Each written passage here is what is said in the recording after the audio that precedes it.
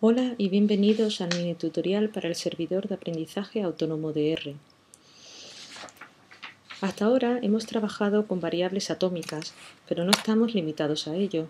Podemos trabajar con colecciones de datos. Las colecciones de datos más sencillas son los vectores. Hay diferentes tipos que vamos a ir introduciendo a lo largo de este mini tutorial. Y vamos a comenzar con los más sencillos, los vectores numéricos. Para crear un vector numérico tenemos que utilizar el comando C. Vamos a crear un vector numérico A. Con el comando C abrimos paréntesis y indicamos los elementos que va a contener el vector separados por comas. Cerramos el paréntesis y a continuación podemos ver el contenido del vector, que son los números del 1 al 5.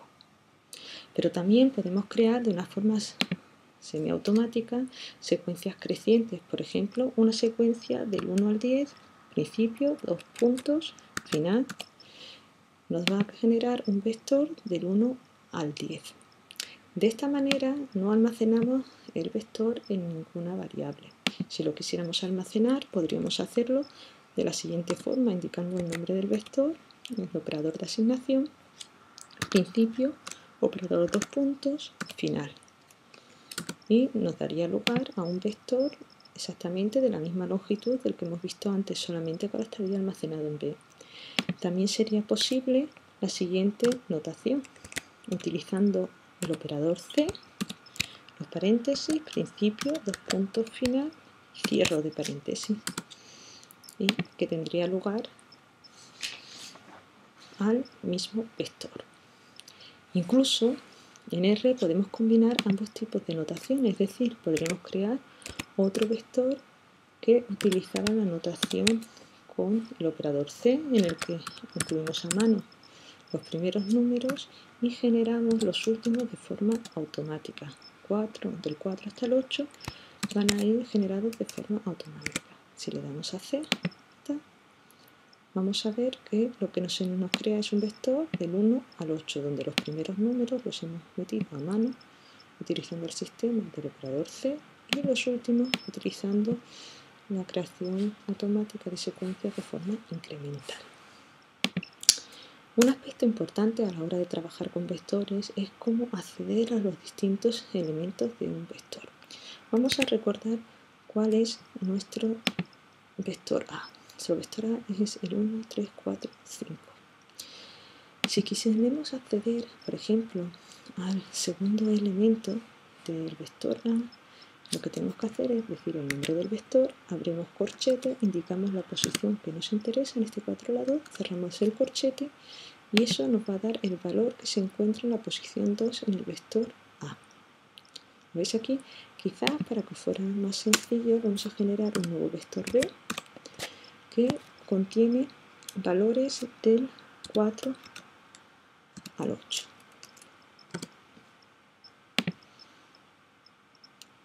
Del 4 al 8. Y vamos a pedir que nos dé el valor que hay en la posición 2.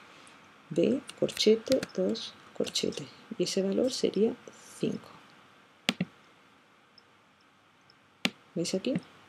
El valor en la posición 2 es el 5.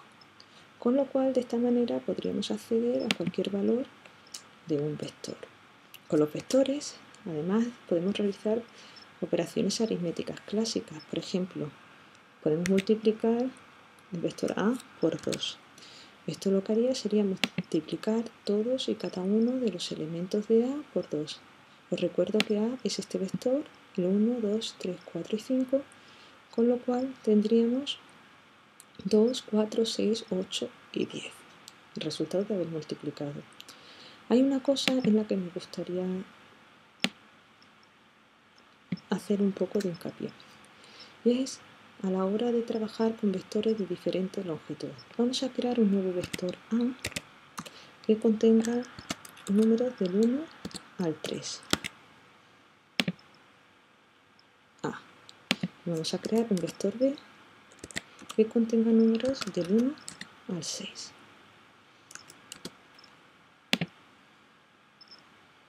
2, 3, 4, 5 y 6. Si realizamos la operación matemática A más B, el resultado va a ser el siguiente. Los primeros números, 2, 4 y 6, son el resultado de sumar el primero de A con el primero de B, el segundo con el segundo, el tercero con el tercero. Pero cuando llegamos al cuarto, ya no hay elementos en A. Entonces R lo que hace es que suma 4 con 1 otra vez, con lo cual tenemos 5, 5 con 2, con lo cual tenemos 7, 6 con 3, con lo cual tenemos 9. ¿Cuál es el problema que existe aquí en vectores de diferente longitud? Es que en este caso la longitud de B es múltiplo de la longitud de A. Pero si esto no fuera así, nos daría un error. Para que veáis lo que ocurre, voy a cambiar el vector A, que va a ser un vector ahora del 1 al 4. Y si intentamos hacer la suma de nuevo A con B, lo que nos va a dar es un error. Nos va a indicar que no se puede realizar esta operación ya que B no tiene una longitud múltipla de A para que se pueda hacer exactamente como lo hicimos en el caso anterior. Hasta ahora hemos estado trabajando con vectores numéricos. Ahora vamos a introducir los vectores lógicos. Los vectores lógicos son vectores que solamente pueden contener dos valores, true y false. Se pueden generar mediante la utilización de operaciones relacionales. Vamos a poner un ejemplo de vector lógico. Vamos a crear un vector A.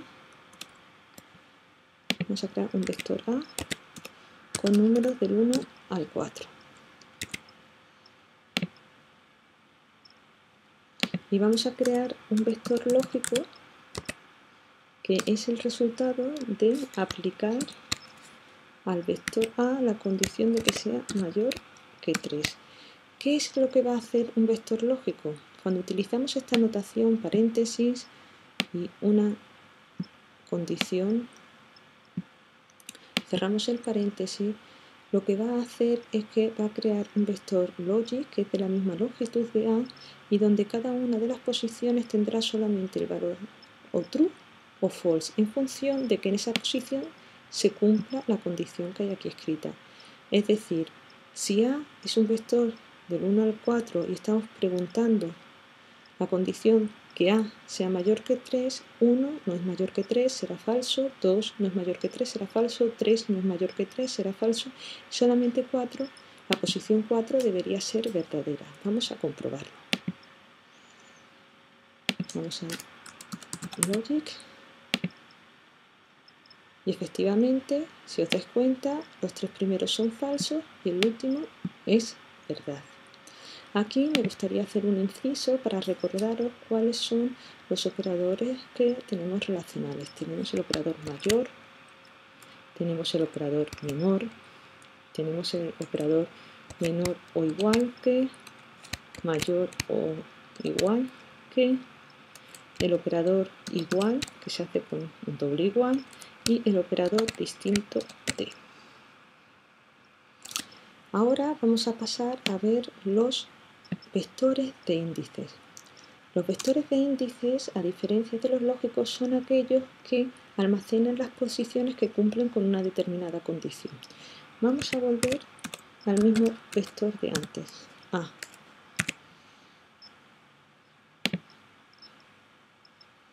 Vector del 1 al 4. Y ahora vamos a crear un vector de índices B, que lo que va a contener son del vector A las posiciones, siempre que queramos hablar de posiciones las ponemos entre corchetes, que cumplen que A sea mayor que 3.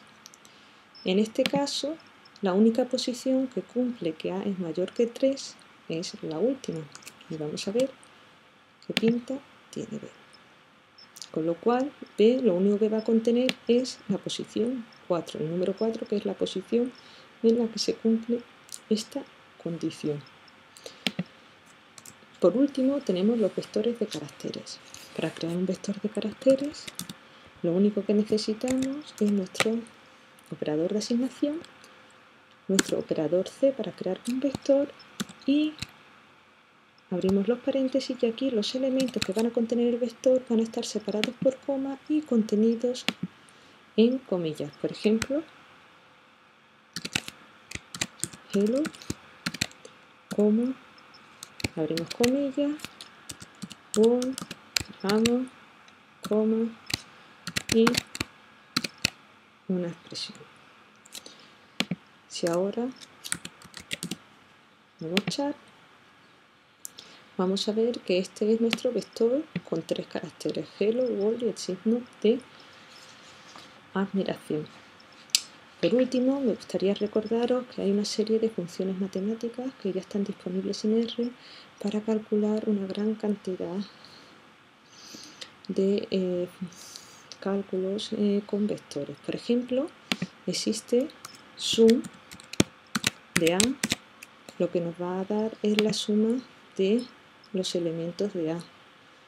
1, 2, 3, 4, que serían 10. Tenemos también max de A, que nos daría el máximo del vector A, que es 4. Tenemos el mínimo, que nos daría el mínimo. También tenemos la función longitud, length de A, nos diría el número de elementos que tiene el vector A. Este tipo, en concreto estas funciones, de gran importancia luego a la hora de poder programar cosas más complicadas. También tenemos funciones de tipo estadístico, como la media. Min de A nos va a dar la media de los elementos del vector A o la varianza, por ejemplo. Pues solo recordaros que en este mini tutorial hemos visto una introducción a vectores numéricos, vectores lógicos, vectores de índices, vectores de caracteres. Esto es todo en el aprendizaje de vectores y os esperamos en el siguiente vídeo de aprendizaje autónomo.